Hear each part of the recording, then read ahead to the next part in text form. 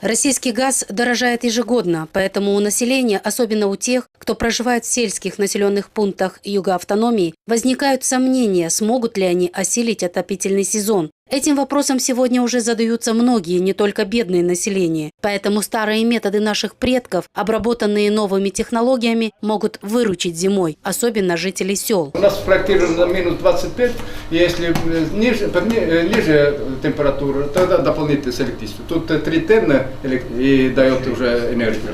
И это для душевые, и кухни, горячую воду, и маленькие гидрофор и все.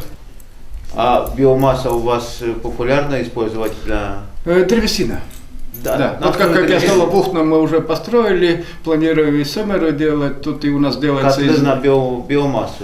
Ну, есть и на биомассе, есть и делается и на метан, скажем, там как большие коровники, у нас тоже в Когала есть такая, там это навоз, там и делается метан. Как отмечает мэр небольшого городка Шомеру Пип Васильев, этот метод вполне себя оправдывает. И в то же время решается немаловажная проблема для государства – отсутствие зависимости от российского газа. За 3 года уже это нам уже дает уже плюс.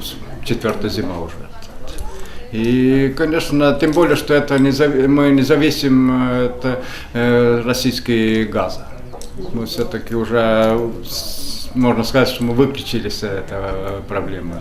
И поэтому я советую. Конечно же, для гагаузской автономии это было бы хорошим подспорьем, ведь найти в населенных пунктах навоз – это не проблема. Важно, чтобы кто-то взялся его использовать как альтернативный источник энергии. Тогда и у нас одна из немаловажных проблем тоже может быть решена.